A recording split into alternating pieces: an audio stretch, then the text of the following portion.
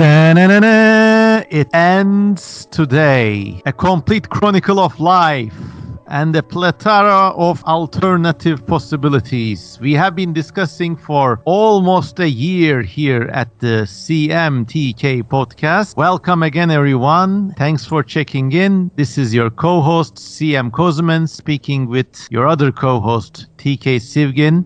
Hello. If you are new to this channel, just know that this series of videos evolved from a podcast TK and me have been doing for a while. And for almost a year now, we have been going through every geological epoch of the planet. So we go back to the Cenozoic, we go back through the Mesozoic, Cretaceous, Jurassic, Triassic. And in every period, we looked at possible candidates for human-like civilizations. And this whole endeavor grew up out of a discussion we had with TK when we were talking about what if there was another civilization on Earth before humanity. So that's the gist of it. And as we now enter the oldest epochs of the Earth, and which one are these, TK?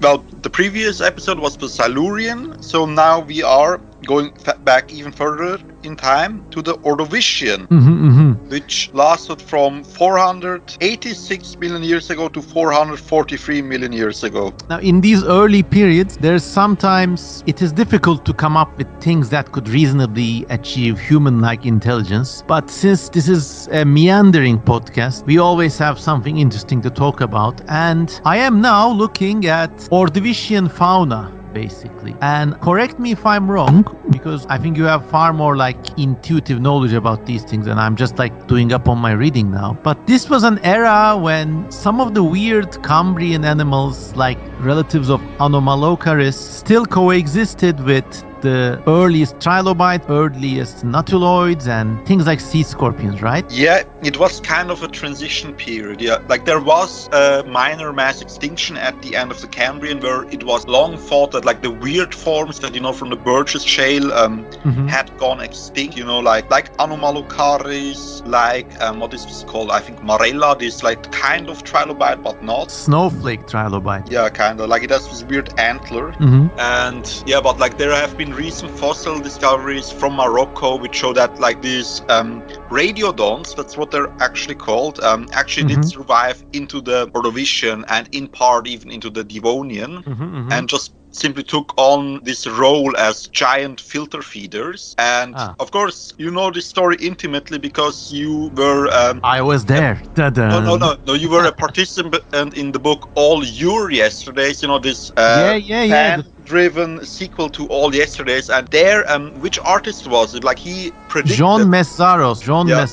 Yeah, he predicted this Ediacaran before it was discovered. It's incredible. And I mean, I was saying, in irony, I was there because apparently one of these Ordovician relatives of Anomalocharys is this thing called Ediacaran, and it's a really strange animal. Looks like the illustration I am seeing on Wikipedia, and we are recording on the 16th of March 2025. The illustration I'm seeing on the Wikipedia page for the Ordovician period looks like a Pokemon, and Ediacaran had so imagine a relative of Anomalocharys, and the nose, if you can call it that, is extended into something like a surfboard. The eyes are almost in the middle of the creature, and just below the surfboard there are these famous limbs that these things had, but the limbs have of course adapted for filter feeding. And the story for All Your Yesterdays is John Meszaros, a great artist by the way, playfully illustrated this thing, something very similar to it, and he called it Ediacaran. And I think 4 years after this was published in essentially a speculative evolution book, something like this was discovered, and it was Ediacaran. Granted, it didn't look 100% like Ediacaran, but it looked close enough for government work. And I think to John Meszaros' honor, they named the family Ediacaridae. And if I'm not mistaken, John Meszaros himself is involved with some sort of paleontological research at the time of recording. When the All Your Yesterdays book was being put together, it was 2013, and everybody was a student or a painter or a a kid basically, but now everybody who's grown around this community has grown and advanced. So I think, if I'm not mistaken, and correct me on the comments if you want, but yeah, John, I think, is involved with paleontological research, and well, I'm always happy and proud if like my works had even a 1% chance in influencing such triumphs and decisions in other people's lives. So there. Yeah, but do you think this thing could have evolved intelligence? Oh, well, whales have intelligence, so if it was an anomalocaurid whale, I mean, it all depends if they were social. It could be dumb like one of those sunfish, just floating about aimlessly, and it's just protected by its bulk. But I think in the Ordovician there were also like some enormous sea scorpions, and if I'm not mistaken, I think the largest sea scorpion, something known as Pentacopterus, lived then. So like, even if it was like a harmless, peaceful, in quotes, filter feeder, this thing must have been quite smart to evade predators. Don't you mean Jacalopterus? Well, I'm just cheating. I'm looking at the Wikipedia page, and it records Pentacopterus as one of the largest Eurypterid. And oh yeah, it was, sorry, I stand corrected. Yes, you're correct. So Pentacopterus was only 1.7 meters long, like that's 5.7 inches. And then it was taken over by Jacalopterus, which was like incredible, almost 3 meters long, almost as long as a great white shark. Unbelievable. So there were some huge and scary predators around. And yeah, so maybe, I don't know if it could build civilization or need to, but maybe they kind of like swam together in formations to avoid predators, and maybe there was some logic to it. So even if Agirocassis could not be a zoophyte in itself, it could still be among the smarter animals in the seas back there, which is not saying much for that time of world evolution. But yeah, I actually have this. Did you watch this recent series, Masters of the Air?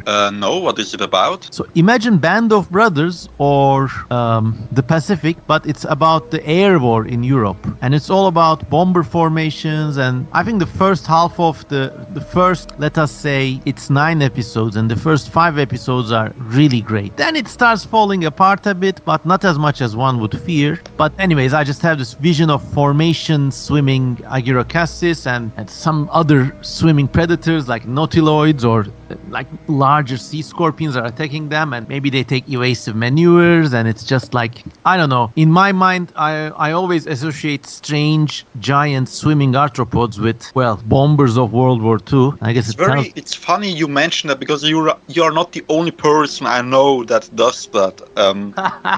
There is this book written by a philosopher. What was his name again? Anyway, he wrote this book. I think we talked about it in this series already. It's called Other Minds, where he talks about like the philosophical implications of the evolution of intelligence in octopods. And in there he also, like, the one chapter is just dedicated towards the evolution of cephalopods, and he talks about how they used to rule the seas during like this time of the Ordovician and Silurian as the nautiloids, but then they were overtaken by fish. And he compares it to like this technological arms race between what are they called? Turboprop engines and airships. Like between airships and airplanes. Oh, like the Hindenburg versus the first fighting plane. Yeah. Blimps, Very that's true. the word I was looking for. Blimps. Very, very true. Actually, now it opens another tangent door. In the Cryptozoologicon, John Conway, Darren Naish, and myself, we consider the skyfish phenomena, which for cryptid, non-cryptid initiates. It's supposedly there are these like animals that fly so fast that they can't even be seen, and they only occasionally show up in accidental photos, and they resemble literally like chopstick-sized things with 8 wings. And of course, well, the proof that people put forward is just overexposed photographs of insects in flight. And like, if you don't know, a grasshopper flying across a shutter, it looks like it's got 8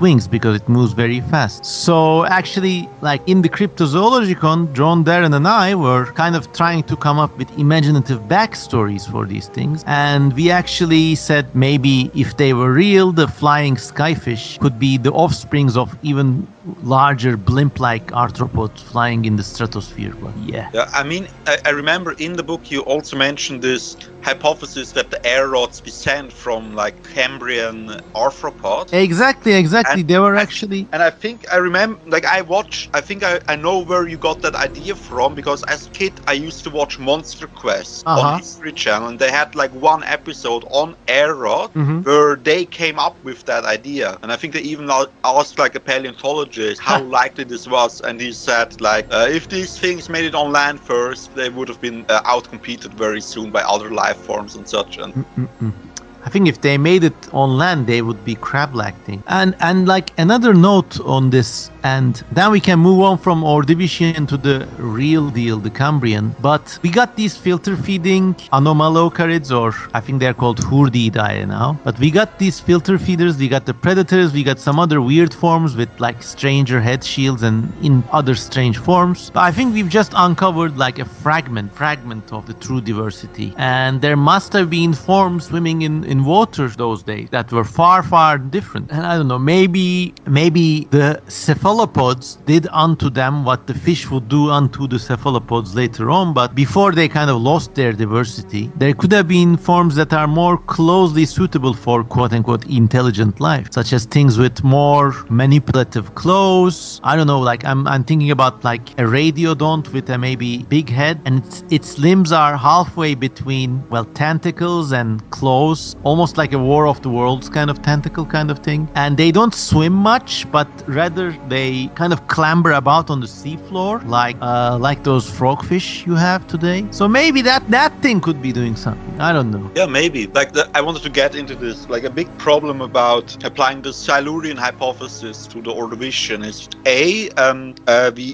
the period is quite similar fauna-wise to the Silurian, for which we already have been struggling. Come up with some viable candidates. Yeah. That's the first thing. And second, during this time, I think that the planet Earth itself was more interesting than the fauna. Oh yeah, true. Because first, look at the continents, like look at reconstructions of how the continents looked like during the Ordovician, and it's just amazing. It's like completely alien. You can't recognize any landmass that you have today. Like this was even before Pangea formed, and and compared to today, most of the continents were in the southern hemisphere, and what would become like North America and Europe and such were like a series of island continents on the equator. So like to any world builders out there, if you are looking for inspiration for fantasy maps, just look at the reconstructions of Earth before Pangea formed, because it's completely alien. I am looking at one such map, and it does look like an infinite version of Southeast Asia. It looks like Indonesia forever, with like one or two slightly bigger continents, or like lots of Madagascars and stuff. And it's wonderful. And I think you mentioned there was something about a ring being present back then, right? That was a hypothesis just proposed at the end of last year, I think, where they looked at the distribution of meteorite pieces and meteorite craters dated to the Ordovician, and they found that there was like a significant increase of meteorite impacts in the Ordovician period, much higher than in all other periods of Earth history, minus maybe like the Hadean or something like that. And they found like that all of these meteorites were distributed within certain parameters of the equator, which is very strange. And so they proposed that maybe at the end of the Ordovician, a comet or an asteroid broke up in Earth orbit and formed a ring around the planet, like Saturn. Yeah, I've seen reconstructions of this actually, and when the discovery was announced in late 2024, there was like 1 week where everybody was drawing art about it. And I remember reading somewhere that this ring wouldn't exactly look like Jupiter's or Saturn's rings, but it would be far more thinner and like almost like a silvery strip, like a very thin and dim layer, but still worth considering. Really interesting. I mean, it's on the same planet, but a world with completely different continents, completely different hemispheres, probably slightly different atmosphere too, and a different night sky. Heck, back that long ago, I think most of the constellations would not even be present. Yeah, it would really be just like stepping onto an alien planet, especially with all the life. Like you didn't have, like you had like groups like trilobites, but otherwise you don't have many life forms that are recognizable. Like not even fish, as you know them, exist. Like most of the vertebrates during this time were these jawless anaspids. No, fish back then they were like a joke. They were like bathroom toys. Yeah, like they look really cute. I would love a video game where you just collected and raised all of these like harmless looking jawless fish. It would be like such a cozy aquarium game. They, like back, if you travel back then and someone told you the descendants of this group of animals would one day rule Earth, you would laugh at them. Out of here. I would. Nobody would believe that. They would be very insignificant. Like if anybody was around taking bets back then, they would probably put their money on, I don't know, the sea scorpions or something, or maybe the Nautilus. But yeah. But back about your idea for a cute, weird paleo aquarium game. I almost forgot, but there was a guy who did an animation like that with these like, unfortunately I have forgotten both the name of the person and the name of the creatures he was animating, but now I'll tell you about the creatures. They are these like very old, almost like echinoderm adjacent things. They have like these lumpy bodies and no eyes, and the tail looks like I don't know, flattened piece of meat on a stick. Does that ring a bell? You mean like these like completely asymmetrical echinoderms? What are they called again? Carpoids, but not exactly them. But there's also some weirdos that are like them. I don't think they are echinoderms, but wait, let me Google. And just a second. Oh my God! I mean, this was incredible though. Prehistoric, weird, swimming animals. I feel like my memory fails me sometimes, especially after I have a big meal. But so okay, they are invertebrate. They look like fish, but they obviously aren't. And such a shame of me. I should have my. Are you talking about the Vetulicolia? Yes. But those are Cambrian. Oh, okay. Well, still, there's a guy who did these really nice animations of Vetulicolians, and let's drop his or her name. It's Kia Bugboy. So yeah, his work is incredible. And in fact, we are going back to the Cambrian. How do you type his name? Wait, I'm looking on my iPad right now. How do you type his name? It's Kia Bugboy. Kiabugboy. Let's hope it refers to the car brand Kia rather than killed on arrival. Oh yeah, I see the video. Cambrian nutfishes. Yes, it's called Cambrian nutfishes. It's incredible. So Kia Bugboy, if you're listening, just know that we really appreciate and in fact admire your work here, and I don't know what our opinion's worth, but you should really consider doing this for more animals and maybe an aquarium simulator too. There doesn't have to be any goal. You just have to take weird animals and watch them swim. It is so wonderful. There needs to be like a Paleozoic aquarium simulator where you basically you build a big aquarium and you start out with this tiny jawless fish and such, and then you upgrade to Anomalocari's, and at the very end you get a big tank with Dunkleospheres. True, very true. Cool game. By the way, speaking of fan art, we should also extend a special thanks to Sebastian, who is our longtime friend on YouTube and all the social medias. And I think I sent this to you the other day. He was diligently watching previous episodes of our podcast and making these really eclectic illustrations of the creatures we were discussing, and that kind of fandom admiration, but that kind of interest in some very niche thing we are doing here, it really is worth a lot from me, Sebastian. It really means a lot to me, and thank you so much. We may even try to, I will showcase it in my other socials, but yeah, please, if you draw anything, just share it with us, and everybody go check out Sebastian's artworks at, it's called Sebastian Artworks, literally Sebastian Artwork, and he's on Instagram mostly, but a very, very skilled artist with a very eclectic artistic style. His work reminds me actually of this guy called Dominique Legroux, so I'm just gonna look it up, and or maybe Dominique Legroux is not the name, but just a second. But there used to be this French outsider art, okay, and he he would do these very strange depictions of prehistoric life. I mean, in a very, very weird way, they were very stylized, flattened, and two-dimensional. But What's he his really... name again? Okay, I'm actually looking up the name from my notes at the moment. So Sebastian's works are actually better than these characters because, well, Sebastian is very paleontologically literate, but his artwork also has a naive charm, which I really like. So just a second, I'm just rifling through my digital notes, trying to find this thing. I know it was in my inspirations website. Can you believe I'm so old-fashioned. I used to have a web page just for interesting things I found online. And yeah, in moments like this, it comes in handy. But we are about to see it. I'm just scrolling as we speak. And yep.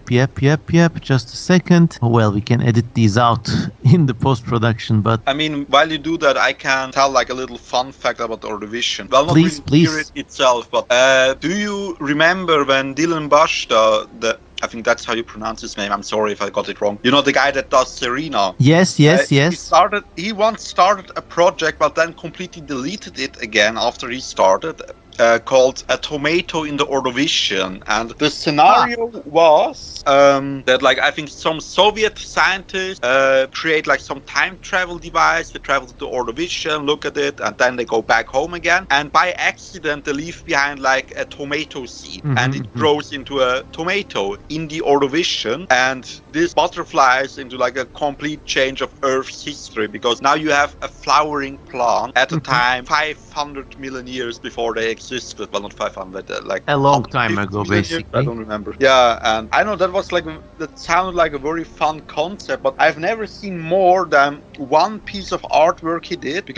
And if he did more, I think he actually just deleted it. Oh wow, that's a pity. Yeah. Tomato in this Ordovician, huh? I mean, it would not be pollinated, so that's a risk, but I don't know. Yeah, I mean, some flowering plants can still pollinate it by wind. Yeah, they can self-pollinate, and then the tomatoes would rot and like still grow, and yeah, I mean, it would...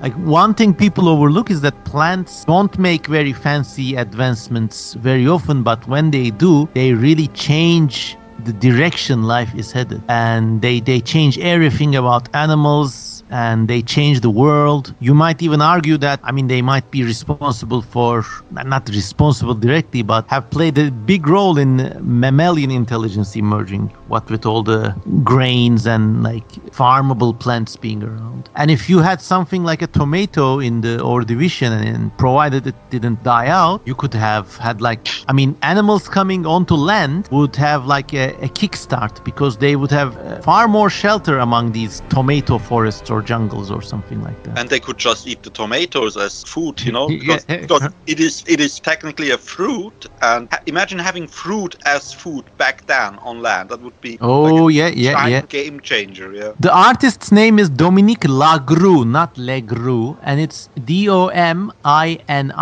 QUELAGRU,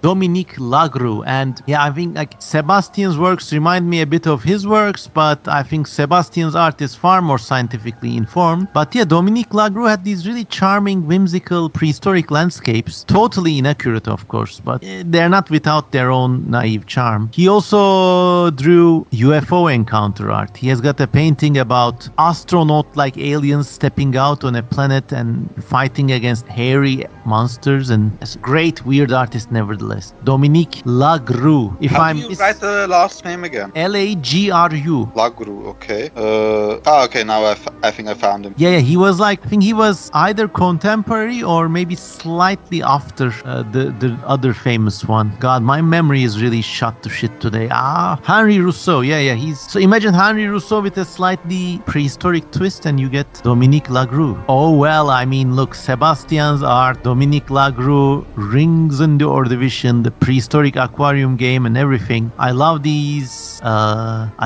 tangents we go on to. So maybe that being said, anything else before we zoom in onto the big C, the Cambrian era? Yeah, I don't think we can say much else about the Ordovician. Like, yeah, it was a very alien planet, and creating a scenario there would be cool just for the visual aesthetics, of course. But like the the fauna. Well, I don't like using the word primitive and such to describe, because it implies that there was like basal. There was something like progress through evolution, which we will get to when we get to the Cambrian. There probably was not, but I mean, sometimes you just have to admit, yeah, okay, like these were just kind of brainless animals, because they had they had no reason to be smart at the time, because nothing else at the time was smart. Like you could say there was an arms race of intelligence throughout Earth's history. But it hadn't picked up speed. I think it was like a low slope beginning. Like we had the most fun with this scenario in the Cenozoic and Mesozoic, because then you actually had like warm-blooded active animals with 3 hands that can actually grab something. And when you go into the Paleozoic, it gets difficult, because like even like the synapsids at the end of the Permian, like they were still crawling on all fours, and it's difficult. It's difficult what we're doing, but we're doing it for fun and for the tangents. Yeah, in a weird way though, despite being less derived than the Ordovician, the Cambrian for some reason has more room for speculation, because it has the now famous and glamorous Cambrian explosion with all these strange lineages. So it's in a weird way it's easier to imagine quote unquote intelligent weird variations on evolution emerging from the Cambrian rather than from the periods that came after it. I mean, you are right, because this was this time of experimentation where everyone was still kind of free to do anything, and maybe like one lineage just experimented with intelligence and kind of died out because it wasn't worth it yet at the time. By the way, the whole concept of the Cambrian being like a evolutionary wonderland, I mean, I always have like light second guesses about that, and it is true that there were lots of wonderful and strange things that nobody saw after or before. I think looking back after a few decades, somehow like most of these animals do fit an evolutionary classification. Like when the Cambrian explosion was first being studied, there was kind of like a feeling in the air as if every creature from that period belonged to a different phylum, quote unquote, whatever that meant, and everything was a distinct and wonderful and maybe freaky experiment. But now I think looking back, and we did see it with animals like Agirocassis and all that these things were like, they evolved in clades, and some of them were very closely related together, and others were just, I mean, they were unusual, but they kind of still fit a sort of evolutionary scheme among themselves. For example, I'm looking at, like, there's an animal called Aisheia, which looks like a caterpillar with spiky front limbs, and that's a velvet worm, basically. People say it's a velvet worm, but I think like Aisheia, because of its spiky forelimbs and its mouth is also similar to that of a radiodont, it seems like, and this is just my completely unsupported speculation, but it seems like you could see things like Aisheia occupying an ancestor role for other things like anomalocarids, and maybe like the whole anomalocarids / radiodont radiation just emerged from basically velvet worms that could swim. So like when we discover more and more things from this era and adjacent fossil deposits, there is a picture. It's not pure randomness. I don't know if it's a subtle distinction, but it's important. I don't know whether. Still, I want to offer my counterpoint. Even if you can find a way, even now that we have found ways to fit these animals into a family tree, into family trees that make sense. Even if we have found ways to link them indeed to modern animals. Just look at them, man. Yeah, they are insane. There is still a disparity of body plans that was reached in the Cambrian that was not reached in subsequent periods. They are insane. That's the major argument of Stephen Jay Gould in A Wonderful Life. That the diversity in the sense of numbers of species was lower than today, but the disparity of body types was much higher. You had like combinations of legs and limbs and eyes and such that you would never see again, because all of these, because all of the unusual ones in the Cambrian died out, and all subsequent lineages had to work with a limited range of body plan. True. I mean, there's a whole like pruning effect, and like anything that comes after is a descendant of what survives. Yes, exactly. There are creatures like that. Okay, I may stand a little corrected. Yeah, like, I mean, like take Opabinia, for example, which I think is also a candidate for the main point of our discussion. But like it has, like the body, you can say like it's probably related to the radiodons. It's probably some sort of pan-arthropod, stem-arthropod, but still it has 5 eyes and a trunk with a claw on the end. There is no animal like that anymore today. Yeah. And there is also, I think that's the main argument that Gold was arguing, there is also no clear reason why this animal went extinct and others did not at this time. Like this body plan could have just been as good as any other, and it probably just died out of bad luck. Or randomness. And true. Randomness. Yeah. I will say that obviously the book that was responsible for my understanding, or like quote unquote my conversion to speculative evolution, was this book, Incredible Life, about the Burgers shale, written by Stephen Jay Gould. Wonderful Life. Incredible Life. And at the end of the book, there's a literal speculative evolution section where they consider what may have happened if like things went differently. And he basically does what we've been doing on YouTube. He goes to every geological era and considers the role of contingency in each time period. And it is possible for you and I to pick some mistakes in that reasoning now, but suffice it to say, it still stands as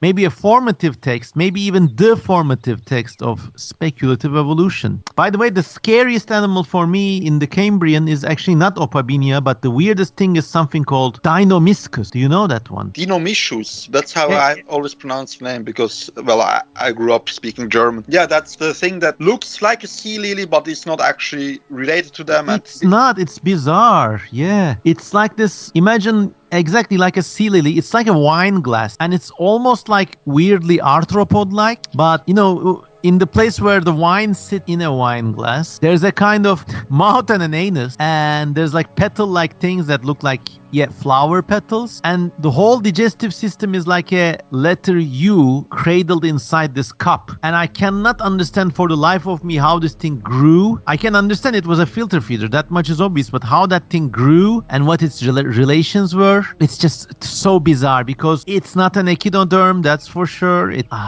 could be a chordate for as much as I know. I don't know. It's very, very bizarre. Or it could be like a pseudo arthropod way of building a fake ass sea lily type creature. Really what it reminds me of? What? It kind of looks like it could be a brachiopod, but without a shell. Ah, true. Those brachiopods, they also have like this U-gut, and they grow out of a stalk. But of course, their mantle is covered by this bivalve shell, whereas this animal evolved, petals. Yeah. So who knows? Maybe the petals on this are like related to the lophophores you find inside the bodies of brachiopods. But by the way, brachiopods are like bizarre living fossils, don't you think? Yeah, I mean, I wrote a whole blog article on my Manus Spondylus blog about how cool brachiopods are. Yeah, and I based a lot of my aliens on brachiopods. I love them. I have some of my own. Oh, like fossils? Yeah. No, I have an aquarium with them. Well done. I do. I have fossils. Yeah, wait, let me show you. Here, this one. This is a Jurassic brachiopod from Argao. You see it well? I am looking at TK Sivgin's incredible brachiopod fossil. But since you are clearly more versed about them, like maybe give a little summary about their evolution, because like to the uninitiated, they look like weird clams, but they actually represent a whole other phylum, whatever that means. But they have nothing to do with clams. They're a completely unrelated branch of animal life, and I have no idea what they're related to. And your assessment of Dinomyscus as a brachiopod certainly must go along there in the Cambrian hypotheses list. Brachiopods, I think traditionally they are thought to have been or to be closely related to the bryozoans and phoronids, which are these little filter-feeding animals that build these biomineralized shells around themselves, and they grow almost exclusively in colonies, like corals. But they're not corals or cnidarians. No, they are not worms, but it's hard to describe if you don't have pictures. Like, just go on Google and type in bryozoans. Ernst Haeckel famously had really great drawings of bryozoans, so another source. But I think in recent years it has actually been doubted if brachiopods are actually related. Like, all of these three groups were grouped together into a clade called Lophophorata, because they have these little filter-feeding tentacles called lophophores, with which they filter the water for food particles. And it was thought that that's like the I think autapomorphy is the correct name in cladistics, that unites all of these into one clade. But I think there's now genetics research and cladistics analysis that say maybe these aren't actually all that closely related. And it's weird. We don't really know where brachiopods stand. They have been linked to this group of animals also from the Cambrian called Halkieriids. On Wikipedia they are called Halkier. There is this fossil called Halkieria, and you can imagine it like a big slug or a polychaete worm that has like a shell-like cap on the head and on the ass. And there has been a hypothesis that brachiopods descend from animals like this that basically folded in half until the shells met. That makes sense. Which is very creative, but also kind of weird to think about. There's so many weirdos in the present day too. They call them minor phyla, like a joke, but there's entire quote-unquote phyla of animal life forms. And by the way, I'm kind of summarizing some obvious things, but maybe somebody is getting their older uncle or aunt to listen. So phylum is one of the great big divisions in classification. It's not exactly supported today because we now know that animals don't exactly organize into neat chapters, but classification is mostly by lineages of descent. But still, for working purposes, arthropods are a phylum. Echinoderms with the starfish and all that, they're a phylum. Fish, vertebrates, even hagfish and stuff, they're a phylum, phylum vertebrata or whatever. And there are also lots of minor phyla today. There's a thing called chaetognats or arrow worms living today, and they just look like weird fish-like wormy things with jaws, but once again, completely unique group. There's a group called Priapolid, which basically they call them with the unfortunate name penis worms, and relating to the Cambrian, the Brachiopod fossils from the Burgess Shale are very similar to the forms which survive today. But there are a lot of weirdos too. I'm looking at the picture of a Brachiopod now. I don't know what they were thinking when they called this a penis worm, because it is a worm, and like a male genital, it does have a head, but the head is nothing like. The head is almost like a Russian felt head. It's onion shaped with lots of backwards pointing spikes, and on top of that there's another little spigot with other spikes. Obviously this is the mouth, but if you think this is a penis worm, I don't know what the person's idea of a penis is like, but anyways. You mean yours doesn't look like this? Oh no. Any commenters out there, Google Priapolids and tell us in the comments if yours looks like that. That P-R-I-A Paulid, basically. Go look it up. One of the most weird and annoying animals in the Burgess Shale for me was Nectocaris. Oh yeah, there's a great image of that here, but it's very outdated. I actually like that version better, but there's so much I could say about this. And yeah, me too. Didn't I show you the drawing I did of a fantasy creature based on this outdated reconstruction? Yeah, and I can send you that, and you can use it in the thumbnail. So I think we were really great. I'll use that in the thumbnail, and we were really thinking alike.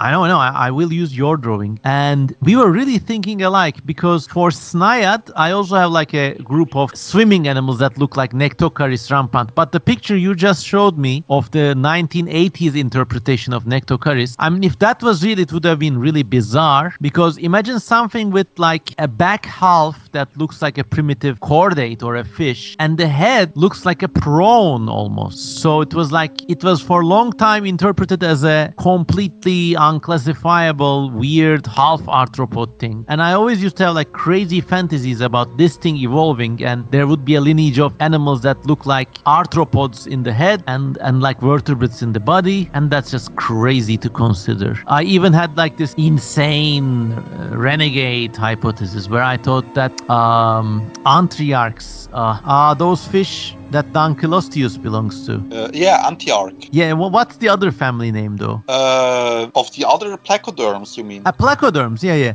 So I used to think that placoderms, maybe they did not descend from vertebrates proper, but they were children of Nectocaris, basically. And, well, turns out it was something else, and maybe you'd like to explain that. I mean, yeah, sorry. They found, like, more complete fossils of this animal in, like, I think the 2000s. And they found out that the body was actually very different. It was basically flat, and in general morphology, Nectocaris probably looked more like a flatwit that only has 2 tentacles growing out of the head. Yeah. And that is, of course, like very intriguing. Like it basically looks like a spore creature. Like when you in spore you go into the cell stage. It's a lot like something you would see there.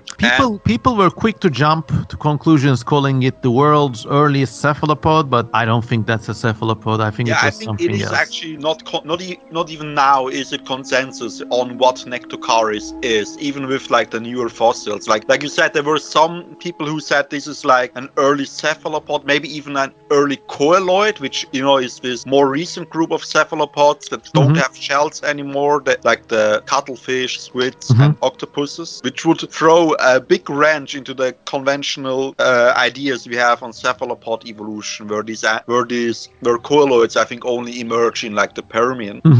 Anyway, about Nectocaris, I think so. Okay, now this is very niche stuff, but you and I will certainly be able to like get this. So you know how there are some, like in the Cambrian, there are some soft trilobites. In the Cambrian, are you sure? Yeah, there are some like soft trilobite-like animals, like shellless trilobite. I only heard about these from the Ediacaran. No, wait. They are like, I'm looking them up, by the way. So they look like trilobites, but they have very soft bodies. They're probably very basal. I'm just trying to find the name of one species. You mean like Naraoya? Yeah, Naraoya, exactly.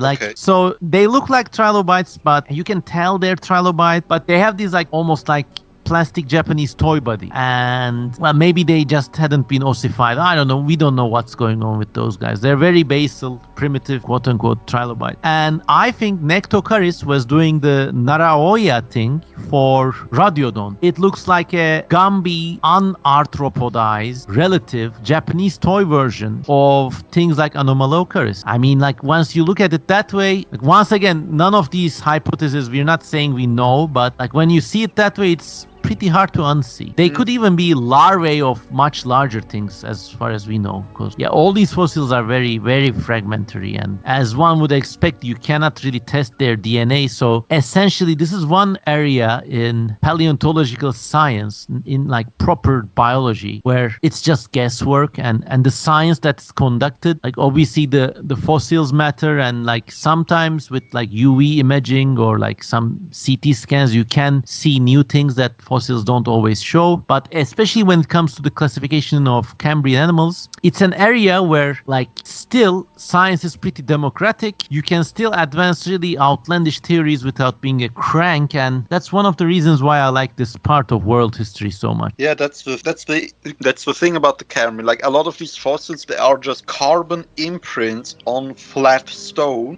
And it's kind of like a Rorschach test. Like you will see in there what you want to see. Exactly. And that's actually what happened in like in the 1800s, when Charles Doolittle Walcott first uncovered the Burgess Shale fossils, and he classified all of these animals as just early primitive versions of modern genera. Like, oh, this is an early shrimp, this is an early what are these little like clam-like crabs called copepods or something. Copepods, yeah. And so on.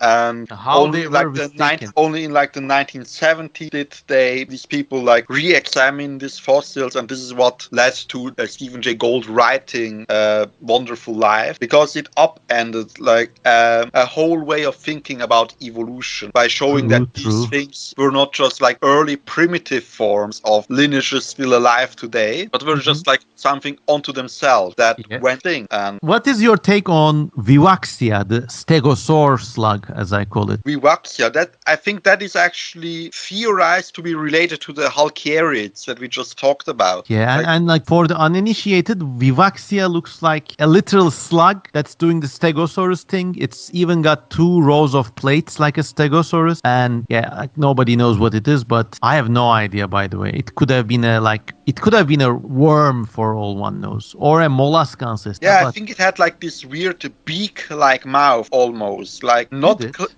quite like a radula that you see in mollusks, but something different. And they were tiny too. I mean, they would fit right up in the prehistoric aquarium game you had. They look like chitons, like you see them on beaches sometimes. These like mollusks with 8 rows of shells. It's like a little wormy mollusk guy thing. But Vivaxia is like similar to them, but also distinct. But no one has an idea. There's another animal which has the dubious honor of instigating the first use of the F word in a natural history book, and it's Odontogryphus. It's Odontogryphus, Odontogryphus. And in Wonderful Life, literally they say, we looked at this fossil and they said, oh fuck, another new phylum. So it's like written that way in the book. And it looks like, a weird kind of SpongeBob kind of thing with like 2 eyes. And I've seen like one book describe it as looking like a living Band-Aid. It looks like, if Pennywise the clown lived in SpongeBob's world, this is what the fossil would look like. Because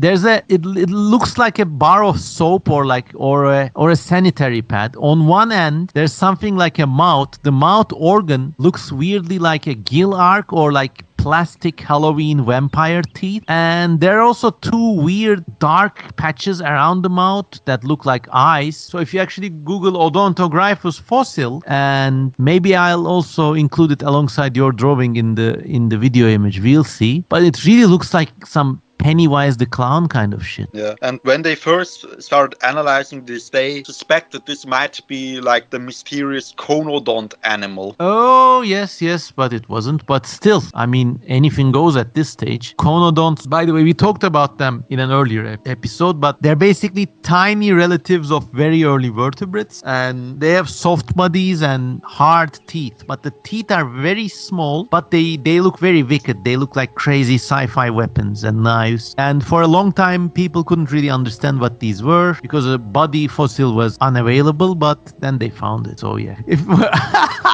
I was Googling images for Odontogryphus, and for some reason, one of the images is from like a Russian YouTube site, and it's got this weird 3D render of Odontogryphus, and it says Odontogryphus in Cyrillic characters, and next to it, they have written Darth Sidious or something. I don't know, it looks like a meme. Well, who knows? Maybe this is the true form. Like Darth Sidious already changed his face once in the movies when he fought Mace Windu. I don't know. Maybe this somehow is what actually Odontogryphus returned. Yeah, this is what he maybe actually looks like if you electrocute him like thrice or 4 maybe times. Okay, I actually unsolved the mystery. The channel is called Dart_Zilla. So, and I think in all of his thumbnails he says either Godzilla or Darth Sidious, or it's a very strange YouTube channel. And well, so in each video he's got the image of a prehistoric animal plus the logo of a game or the name of a popular culture sci-fi character. Anyways, like we mean like no harm. Dartzilla RU, by the way, it's the name of the channel. You look like you got a great channel going on there. It's crazy. It's got like things about aliens, Zoo Tycoon, and all those logos are mishmashed together. Like there's Japanese artwork of Sarcosuchus, and next to it there's the Jurassic World Alive logo, but it's not from the... Anyways, it's pure kino, it's pure high culture popular art. It is something straight out of Andy Warhol. Anyways, great channel. Anyway, so looks like, I mean, we haven't really discussed civilization building so fond, but I guess that's not really going to happen in the Cambrian, is it? Maybe. I mean, like, that's what I wanted to bring up, actually. Like, look at Opabinia and its trunk. Oh, yeah, like, there's a manipulative organ right there. It looks like many people think like this trunk-like organ with the claw at the end, that's the mouth of Opabinia, but that's not actually the case. The mouth was underneath the head, like in Anomalocaris. Yeah, so this was just a grasping appendage. Yeah, basically, like, it used this trunk to grab food and then, like, bend it down, bring it to the mouth. And what does that remind you of? Snaiad, but no, that's not what elephant's trunk. Yeah, exactly. It's like the same principle as an elephant's trunk. And I find that so fascinating that already in the Cambrian, you have an organism with a very similar arrangement to an elephant. Yep. And I don't know, makes you think, right? Yeah, I mean, I think we could put our money squarely on Opabinia if we want an intelligent species. Maybe they picked up other animals or like dead pieces of spikes or something, and they used them as weapons or shields against bigger predators. And I think even that alone would have been like legendary. Like, imagine these small guys like dueling with larger animals by using simple tools. It would be crazy if tool use was a thing with these things. There's also this debate over whether Opabinia had legs or not. You know, like if it had legs like an arthropod or only these like fins like Anomalocaris. But let's assume for a moment it did have like a few pairs of crab-like legs. Yeah. So imagine it like growing, like as evolution goes on, it grows in size, it goes on land with its legs, it uses its trunk to grab food, grab things in like the Ordovician and Silurian. You could imagine something neat evolving out of that configuration. Yeah, and it's a pity we only have like 1 or 2 fossils of this thing, and it's very strange. I would actually, I mean, I wouldn't be surprised if it turned out to have 2 of these trunks, and I don't know, then it would make it like a 5-eyed radiodont relative, but still really bizarre. No, I think it's pretty clear that it only had 1 trunk, but it's thought that it probably descends from an ancestor similar to Anomalocaris that fused along the lines into like a single organ. I mean, I think it was using the trunk to fish for worms. I don't know, like to scoop them out of their nests or something. Yeah, probably. And also, but by the way, I mean, tool use among invertebrates is not so crazy. There are these things called decorator crabs, and they pick up like stinging anemones and shake them around. And I mean, they're not very smart, and you could argue they have tool use. So, you know, if they could do it, why not these? So yeah, our money is on Opabinia civilization for the Cambrian. Do you have any other idea?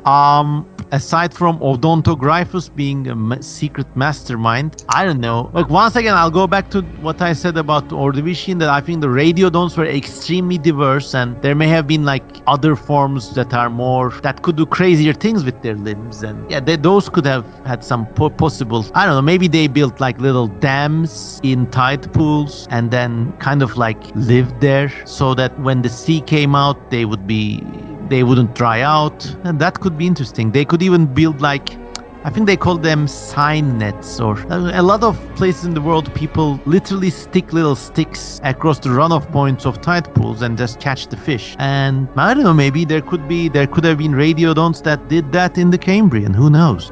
Yeah. Also, you have these like a bunch of proto-arthropods that have these very interesting hands they are not claws like in crabs, but instead they are flagella almost. You know. Oh, I think I know what you mean. Yeah. Leanchoilia is, I think, the name of this one organism that has like whip fingers. Yeah, Leancholia. So exactly.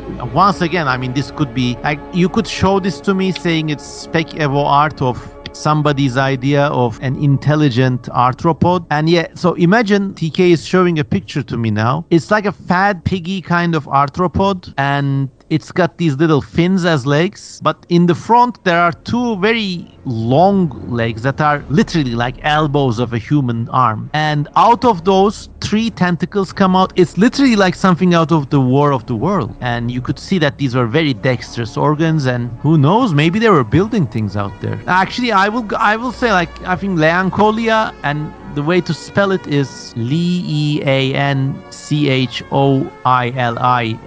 Leanchoilia. And it would be in my list of possible candidates too. Who knows? Yeah, but what do you think they were building? Like, if we find like archaeological artifacts from the Cambrian, what do you expect? Well, I mean, with long limbs like that, probably it was to like snare and carry things that are larger than themselves. So maybe they were using them to like envelop, I don't know, plant matter, or like, I don't know, sponges or whatever. They could be building little castles out of sponge parts or like plant detritus, and heck, you know maybe you know what you just reminded me of? You know, there is this mysterious trace fossil that I think has existed since the Ediacaran, and they still find it today, but they still do not know. Oh, those hexagonal holes, right? Yeah, but wait, I'm looking up what it's called again.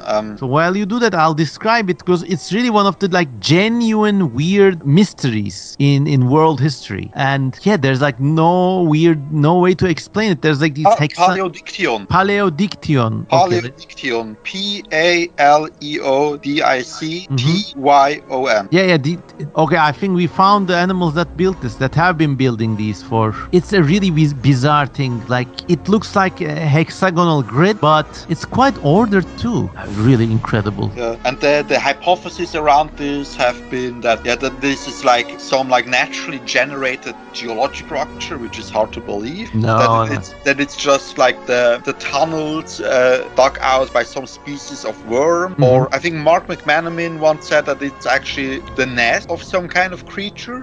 Basically his hypothesis is that some animal in the Cambrian created like a football and laid its eggs in there, and then when the babies hatched, they like ate these hexagonal patterns into the ball. Mm-hmm. But the fossils are so regular, they look like honeycombs. Yeah. And the weirdest thing is these things still exist today. It's incredible. Like, and they haven't found what makes it. I'm reading it from Wikipedia now. They descended to 3 kilometers in the mid-Atlantic ridge, and they took samples from many of these hexagonal nests. However, no creatures were found in any of them. They theorized that the burrows were being used for cultivating or trapping bacteria by whichever creature that created them. So they are farmed, maybe. Yeah, but who is farmed? This is really insane. Like, really insane. Like, it's around today, nobody can tell. So we have found the possible answer, like Cambrian. We have found Cambrian farmers, you know? Yeah. You know, I'm imagining like these Leanchoilias and Opabinias talking to each other in this like redneck accent. I mean, they remind me of... Which I cannot imitate, but you probably can. I don't know, like, get the hell out of there, submersibles coming, or something like that, I don't know. Oh shit, it's the fats! No, that's not the southern accent. That's another kind of accent, but... I don't know, like, I'm very bad with accents, I don't even try. I guess, I don't think I'm that good either. We both have these, like, you have this Gothic German accent, I have this angular Asia Minor accent, you know, we can't grow around those, but like, at least we can live with them. I could give them like a very like a Swiss hillbilly accent. You know, like, have you ever heard me talk in actual Swiss German, like the actual language? No, but this could be a first. Okay, I will try imitating like a Paleodictyon farmer. Okay. But what's the scenario? What should I say? Oh, just say that the price of eggs is too high this year because, I don't know, they keep disturbing our tunnels. Gottfried, Schutz nochmal, was sind das für Eierpreise? Die tun immer unsere Tunnel kaputt machen. Wie sollen wir jetzt Geld generieren mit unserer Farm? Alright, man. And on the farm analogy, they remind me of leafcutter ants or termites. But yeah, think about this in this unimaginable network, this matrix of hexagonal cells stretching across the sea bottom, evolving unbroken for 500 million years while extinctions happen over land and around the seas. I mean, they could be some sort of like specially ultra advanced colony building animal by now. I mean, they could be like ants, but so intelligent they could be beyond us without even feeling the need to evolve individual sophont animals. I mean, it does look like some of the diagrams I've seen for a quantum computer. Weirdly enough. Wait. I'm looking at quantum computer. Okay, so quantum computers, this is insane. The things that they host the qubits in, and like quantum computing is an extremely theoretical form of computing in which information is stored not as ones or zeros, but as particles that could be ones or zeros. But there are diagrams for these quantum computers. They're obviously very formulaic, but some of them look extremely like these Paleodictyon fossils. I don't know if we are leaning into something we shouldn't do, but look at the Google. If we are found dead within this week, like murdered with like some sort of mucus covering our bodies, you know who did it. We are not suicidal, but it looks like they call it the fusion network, and the diagram of the fusion network in quantum computer design really looks weirdly like these quantum computers. So maybe. Oh wow, I'm looking at it right now. You're right. It does have this kind of hexagonal shape. Yeah. So maybe. So that's, I think, my bet on this. Like, we went from Opabinia with elephant trunks to Cambrian quantum computers that span the globe. There is a tyrannid quantum bioarthropod computer that's been evolving in the world's seafloors for 500 million years now, and to them we are just transient. So yeah. There's a German novel like that, Der Schwarm by Frank Schätzing. I think maybe I already brought it up in a previous episode. You may have, but do tell. Well, it's a novel where basically the sea starts attacking humanity, like various sea ants start invading beaches, and people get sick if they live by the sea, and there's like even an increase in natural disasters. And throughout the course of the novel, they find out there is this species of unicellular organism living in the deep sea that is actually intelligent by using its own DNA as like a memory space. So like it rewrites and copies its DNA like we would with like a RAM in a computer, and all these unicellular organisms, they communicate with each other and they form like one giant super intelligence that controls the sea, and it just gets pissed at humanity for all the pollution. So like it's an environmental tale and such, but the concept is very cool, and I used that in my own like spec evo writing when I came up with this Europa superorganism, if you remember that was a great one, by the way.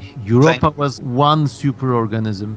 And basically what we are proposing right now is that, we're just jokingly speculating about, but is that Paleodictyon is like evidence of a biological supercomputer like that on the seafloor. By the way, going back at Leancolia, there's a related animal named Yohoia, means like yo-ho, but yo-ho, and the bottle of rum. It has hands. It's incredible. Like the body is like a regular weird Cambrian arthropod, but literally 2 elbows come out of it, and instead of claws they have this structure with 4 digits that could apparently grasp things, because they would kind of like coil onto themselves. So something like these Yohoias or like these other Leancolias with these like arm-bearing arthropod. We don't know how it began, but around 600 million years ago there was a great celebration because they built this computer under the sea, which we now know as Paleodictyon. And welcome to the desert of the real.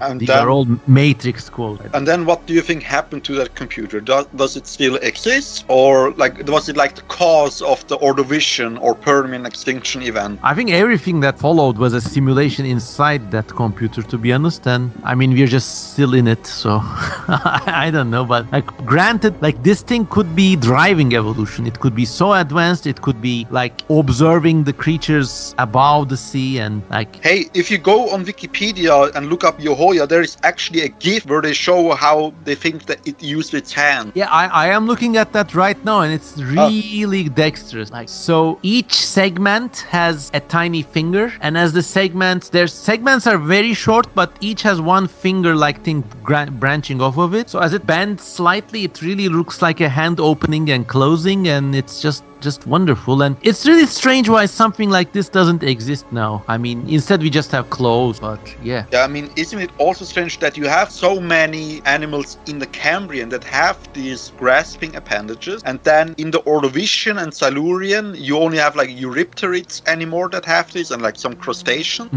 Yeah, like that's bizarre. Like Cambrian was like an age of hand, and then there were no hands anymore. But I guess you could count like tentacles on nautiloids, but yeah. By the way, like you are right. I mean, the Cambrian morphologically was an extremely diverse and weird era, and yeah, this whole group is called, by the way, Megacheira, mega hand creatures, and they are stem arthropods with these two hand-like things, and they really look like things out of the Matrix, by the way, like some of those Sentinel robots, or really bizarre family. Huge eyes, literally almost human-like hands on a small arthropod body. They had fingers, digits. In some species they were like extended into whip-like forms, and just incredible stuff. Yeah, like very underappreciated group of these like Cambrian weirdos. Yeah, exactly. God damn, I mean, there's something called Oestocarcus, which almost looks like the front tentacles are like squid tentacles almost, but the body is obviously arthropod-like. There's another one called Lomancus, which has like a long-tailed, bizarre creatures. There's one called Yavunik, which has got long claws that extend into tentacles, like you should look that up. Yavunik, Yawunik.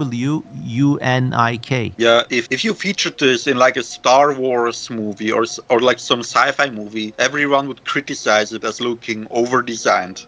Yeah, I mean, the name even itself is very Star Wars, like Master Yavunik. How nice of you to join us. All right, I think that's that for the Cambrian. Yes. Should we make the quantum leap to the previous era, or are you tired? Maybe one last episode for before the Cambrian? What do you think? I mean, we can talk about the Ediacaran because it's right adjacent, and then for the pre-Cambrian, like we will jump like billions of years into the past. I think that should be its own thing. All right, then let's just go a little bit more into the Ediacaran, and this I think was like it's portrayed as this age of innocence before everything began. Yeah, there is even this hypothesis that's literally called Garden of Ediacara, which is of course like a play on the Garden of Eden, because this hypothesis proposes that predation, at least among animals, did not exist yet in this period. Very true. And it was the evolution of predation which ended the Ediacaran and started the Cambrian. I mean, I could see why they could make this claim, because Ediacaran organisms, they're unlike anything we know after. They look like, imagine like big worms, but they're like quilted, and they're made out of like soft, long cells, almost like packaging for plastics,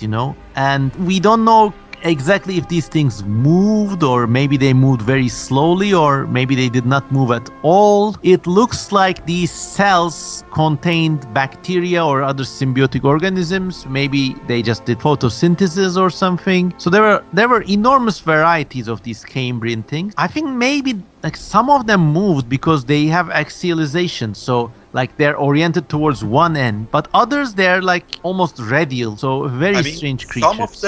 Some of them almost certainly moved because they have trace fossils. Oh yeah, obviously. There is this organism called Yorgia, which is like a smaller version of Dickinsonia that has a trace fossil associated with it called Epibion. There's literally this like one fossil set where you find multiple Epibion footprints. At the end of the trail you find like the actual fossil of Yorgia, which is like one of the surest signs, okay, this creature made these prints. And one of the oldest fossils too. Yeah, and there's also something weird that looks like a Triskelion. The thing with three spirals. Tribrachidium, yes. Do you know anything about that? Yeah, they're called Trilobozoa, and I think it goes like back and forth with what they're classified as. But like they are thought to have been like some type of cnidarian somewhere adjacent to that. But there were like these like water tunnel studies that looked at how this thing was formed hydrodynamically, and they found out it has like this triskelion shape, so that these three arms could redirect seawater into the mouth at the center. But what I always found intriguing about this is that this implies that this organism had three mouths, which don't really see in any modern animal unless it's like some like colonial like colonial organism, you know, like corals or the Portuguese man o' war. But this seems to have been a single organism with three mouths, which who knows? Bizarre. I mean, I'm looking at all kinds of Cambrian Ediacaran creatures. I think there may have been like a preservation bias too, that maybe they were like really soft body but mobile things. But you know, how would they have survived?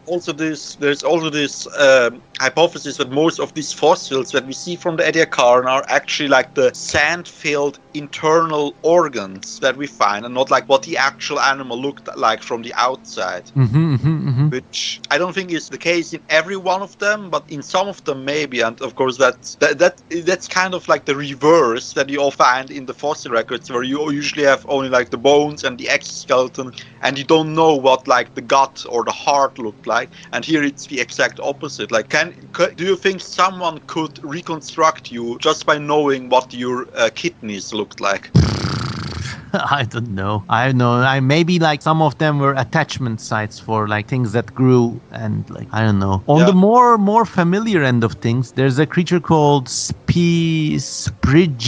That's Sprigina, yeah. So it looks almost like one of these like weird quilted worm things, almost trying to be a trilobite, but obviously it's not related to trilobites, but just strange. And maybe that was like the origin of sin, because these were probably the first things that were grazing or on other things. So it's like debatable, because this could have also been like a sessile organism like Carnia that just looks like it was a worm. Like we don't know if what we think is like a head or head shield on this organism may have just been a holdfast. And if you look at the fossil closely, that doesn't actually have like bilateral symmetry, but instead it has this glide symmetry that is like typical of the Ediacaran period, that like the left and the right side of the body are not exact mirror images of each other, but are like slightly set apart. I mean, I am looking at there's a Wikipedia page, and go look this up, everybody. It's called the List of Ediacaran Genera, and it's like SCP for prehistoric paleontology. Like there's the names are bizarre: Funisia, Ichnusa, Inkrilovia. Let's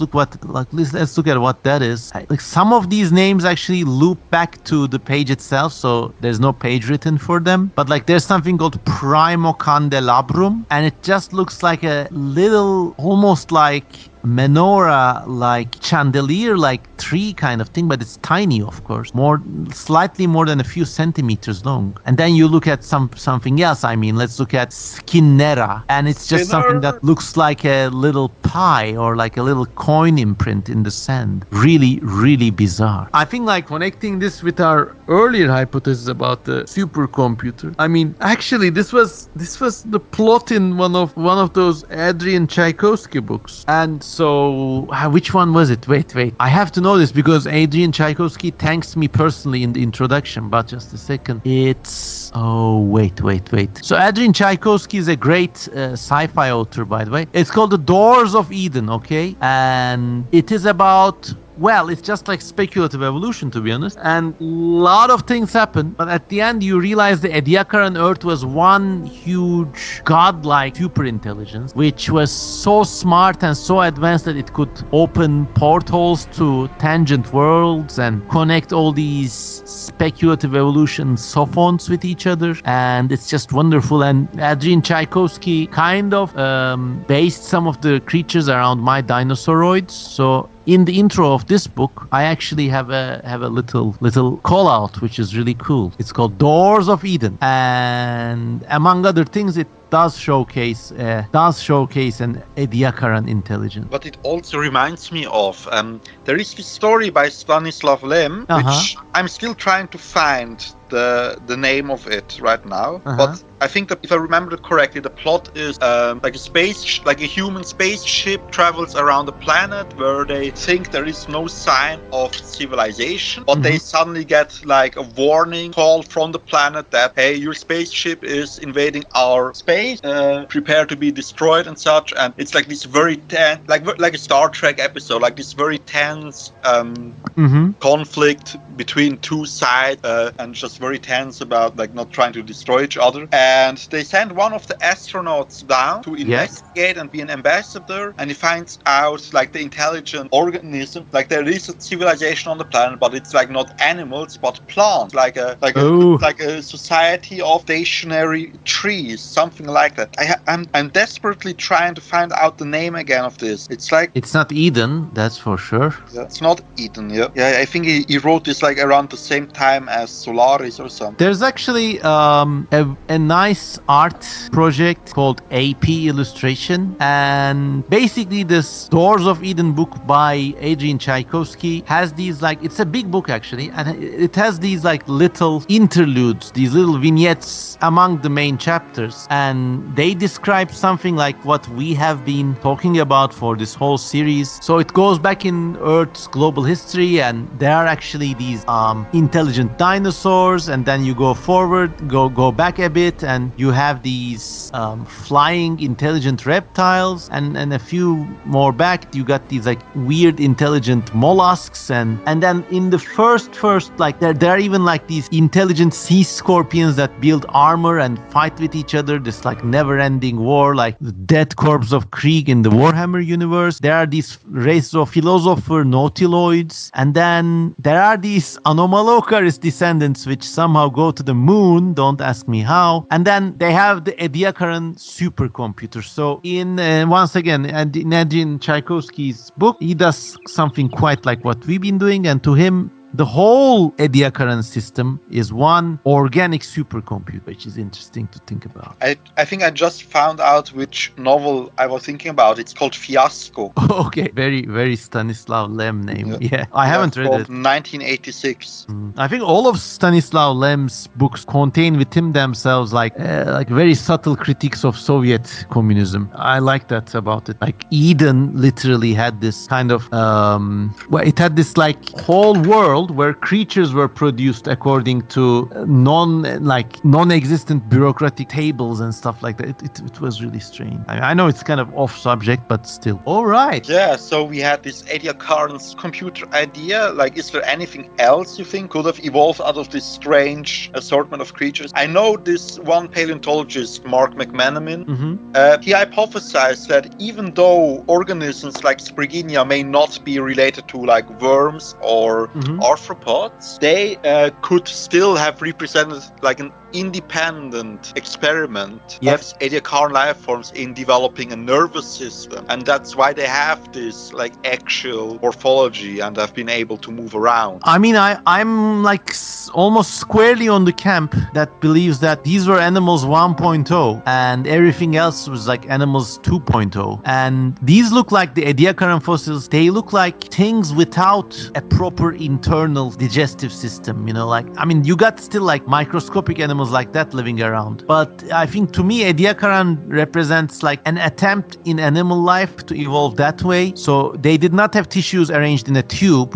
Like everything else is like a tube. You got a mouth, you got a butt, mouth eat things, you digest, you got an internal and external surface, and you digest things on the internal surface. I think the Ediacaran was like a kind of universal digestive surface, where like they either had the surface, their body surface area to digest stuff, or maybe they derived energy with some other form of metabolism. Maybe they cultured bacteria in those cells, who knows. But I think the Ediacaran animals really do represent Animalia 1.0, and I think they left almost no descendants. I have no idea. Yeah, or maybe like the earliest worm things kind of came from Ediacarans, but like extremely simplified. We just don't know. What I speculated about, long ago I wrote a blog post about this, which at the time was meant to be like the introduction to a Spec Evo project I did with friends that never came about. But anyway, in there I speculated that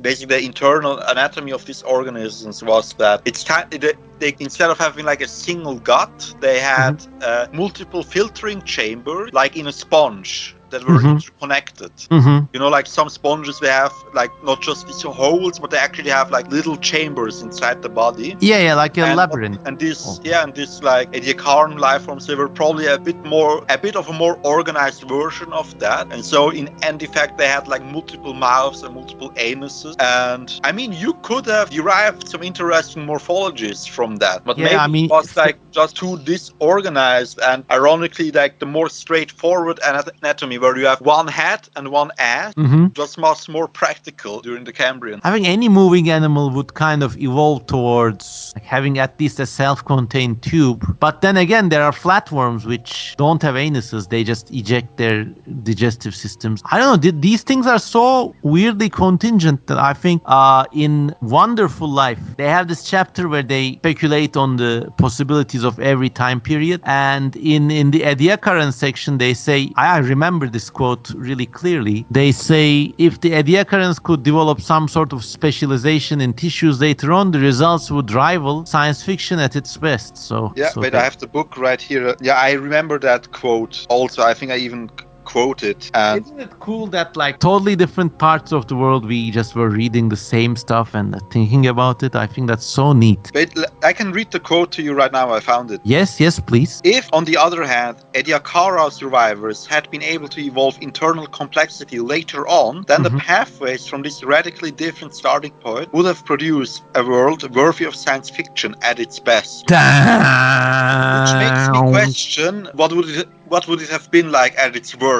I don't know, really drab? I have no idea. But that's a phenomenal quote. Like, I think if anybody is writing a PhD or a master's study, by the way, like if you're studying even things like English literature or just like sociology, you could still like do a academic study about, well, speculative evolution in science fiction and this passage that TK just read, it could be like a very nice introduction quote, because it's something that's really stayed with me. And once again, like that book was like my conversion to Spec Evo. Like, or just it, like many people overlook this. Like these things are universal today, but before 20 years ago, even thinking that stuff could happen in another way and fantasizing about it, like you could not conceptualize this to many people. Now you got all these parallel universes and like time travel and shit and all these movies and Netflix shows, but like that whole notion was like really, like a lot of people just didn't understand it, which is crazy. Yeah, I mean, it was like for the longest time, and I think this is probably just like a holdover from maybe just Christianity and such, thought that, well, the future is already written, basically, and that everything is teleologically moving towards a specific point. And so it made sense that to read a story of progress into every bit of history. Yeah. You know, like, and you also had this, I mean, even these ideas about the cycle of empires, or also like the Translatio Imperii, which was this idea that it's just destined that like the center of civilization moves westward every couple of centuries. So first we had Persia, then Athens, then Rome, then Paris, then London, and now Washington. And I guess soon future, California. Yeah, California probably already is California. The next will be Beijing. Oh, well, I mean, portentous words, you know? Yeah, who knows? But yeah, that kind of someday Ankara. I mean, like in the next cycle, I think it's gonna come there after Beijing, maybe, I don't know, Astrakhan, and then next would be Ankara. See you in 3 Kali Yugas after. But that kind of thinking is making a sick and stupid comeback. I really hate it, by the way. But yeah, true. Like even if you were like a complete atheist and like you had nothing to do with religion, even evolution itself, at least in some people, forced to force the kind of advancement mythology. Like you had the fish, then you got the reptiles, then you got the mammals, then you got man, and I mean it's a tricky issue because complexity does build up in history as well as natural history over time, but it's never that simplistic. And that's the thing. That's what people think. Like, it is true that the number of complex organisms increases with time, but so does also the amount of non-complex organisms. True, very true. So like you have like for every like new species of mammal, you probably have like 10,000 new species of bacteria. Very so true. The only thing that is actually increasing is just biodiversity. That's basically all that evolution is about like about speciation, about increasing biodiversity, and you have both processes that increase complexity, but also some that decrease complexity going on at the same time. And it's just our personal bias that we look for organisms that look like us in the fossil record and ignore that during the Kenozoic you also had like marine revolutions in like the biology of clams and crayfish and stuff. Not just the age of mammals. I think in all of this series, even though this is not the final episode of this speculative evolution series with you, it's a kind of nice coda, but in all of this series, in all of these like tongue-in-cheek speculation, I think this was like one point we were trying to drive home with people that, I mean, could have been happened in other ways. And in Turkish, we would call it mağrur, and it means be humble, because, well, it's just far more sophisticated and weird and unknown than many people make it out to be. This whole weird, messy game of natural history. So there. But that was profound. Really nice. Yeah, I mean, it always gets profound if you go into the Cambrian. Yeah. Even J. Gold. But yeah, it's... Oops, sorry, something fell down. The thing I keep thinking about right now is like this one, like what is it that Sarah Connor says in Terminator 2? Like with her knife, she like carves something into a table. No future. She says no future. Yeah, no future. And I think with that, if I remember correctly, with that she meant like the future is not written. Like we are making the future as we go along, and that she uses that as inspiration to not just save her son but to destroy Skynet entirely, which was such a cool aspect of that movie, which then all the sequels ruined. Then they said, Skynet is gonna be invented anyway, so we can keep making sequels. And Skynet was the internet. Don't get me started on it. I think Terminator ended with Terminator 2. Yeah, me too. I mean Terminator 3 had its moments, but again it just ruins Terminator 2. Yeah. I mean, look, it's just, but yeah, that was really profound too. So yeah, a really nice session. I mean, like, once again, talking to you always gets my noggin jogging, and I always feel so inspired and fresh, and I hope our audience does so too. And I think I'm close to calling it a night, but any last words and any last things you want to promote? I'm asking for help from our viewers first, because like we have been making these podcasts over Skype, and Microsoft just announced that they are going to discontinue Skype or like support it. So I just want to ask, like, does anyone know a good alternative for us so that we can keep making podcasts together like this? Yeah, it should be a recording software. It should be a calling software you can record on. So I think Discord allows something like this too. We could talk over Discord maybe. Yeah, we could do that. I could set it back up again. Which could be fun, because then we could maybe even do this like as a community event and like invite other people randomly into the chat. Live stream it basically. Or I don't know. I have Discord, but I'm not an expert at it. I mean, I used to have Discord. I still have a username there, but it's actually a very versatile tool from what I understand. I've attended school conferences on Discord and stuff, but the brand name has become so associated with drama and like weird backstabbing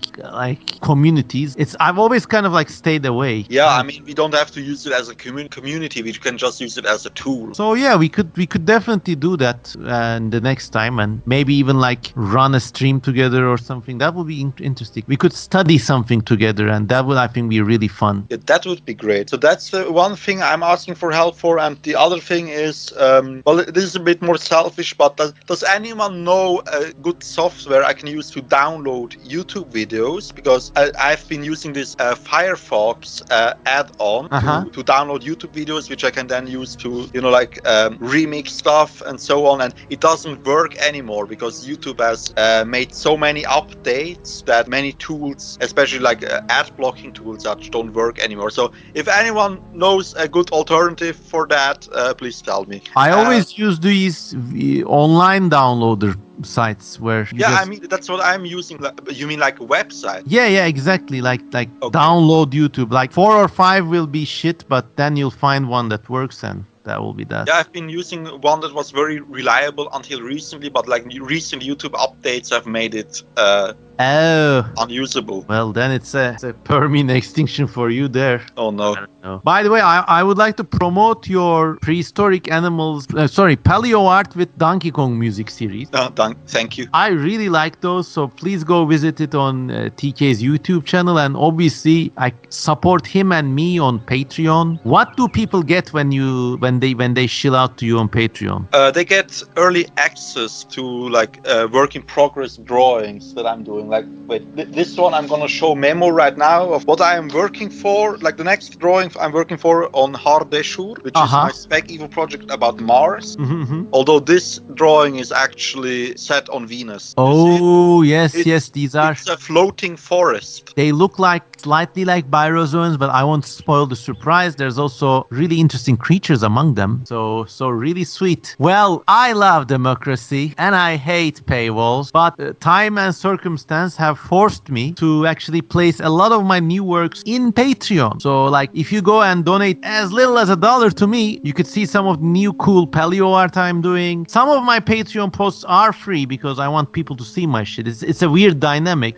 So like every little penny helps, and unfortunately, as things stand now, you will see a lot more stuff that I'm doing that you won't see on other socials. I still will, of course, share stuff on Instagram, Twitter, and my YouTube will always be free. But if you want to buy deeper into the CM Kosemen multiverse, Patreon is the place to go. I also post free stuff on my Patreon. Like I'm not just posting like this work in progress stuff. I also post like the chapters of a story about human evolution. I'm just writing in my free time for fun. Isn't it strange? Like we've all become small shopkeepers. I mean, big mall of Patreon. And I know we shouldn't. I say this in every episode to not get political, and then we get political, but that's unfortunately the system we live in. We all have to be capitalists so that we can thrive in a capitalist society. And it is slowly eating away at the soul, doesn't it? Well, I mean, I know what you're talking about, like this YouTuber burnout and stuff. That's why I have this like 2-leg system where I also have a day job, and it would be wonderful to at least not worry about basic concerns with life, like rent, food and stuff. But yeah, we can't even imagine that these days, which is really unfair. I know, I personally I like a world where like working extra does translate to like some sort of reward for individuals, but I think the states must have an obligation on at least maintaining a baseline. You can't really play like the floor is lava and like this is really worse for our American friend. Like in Turkey we have our like community support and like unofficial family members and shit. In the US the floor really is lava. Like your car breaks down, you could be done for. So it's really tough. Or not just your car breaking, like you have like you're diagnosed with a like serious disease or an injury, and the medical bills will like cripple. Like the medical bill in America will cripple you more than the actual accident. No, like this is what I can't understand. I am more closer to a free market economics kind of solution, but this thing that's happening in the States, it's like what 1 century ago colonial empires did to their colonial subjects, but they are actually doing it on their homeland, their heartland, which is really weird, which is why the reaction has been the way it has and why that's gonna open up another can of worms. But let's stay within the safe boundaries of the Ediacaran for tonight. Yeah, like I just wanted to say, I think the moral of this episode, therefore, is like this: Ediacaran harmonic superorganism is more advanced than anything that has come after. Like screw dinosauroids, screw the intelligent giant kangaroos that we had in episode 1, screw like the Cambrian hillbillies, screw whatever. What did we have? Like we had like a spider civilization in the Devonian, I think. Like, screw all of that. Let's just go back to Ediacaran, just be this like sapient tree living underwater. Turn into quilt and sleep. Yeah. Return to Dick in Sonia. All right, man. On that great note, I'd really like to thank you. This was a great call. I mean, like, by the way, none of this is scripted, in case you didn't realize, and we just talk, and it's always a privilege to speak to you. And with that being said, good night, and wherever you are, everyone. Ciao. Bye.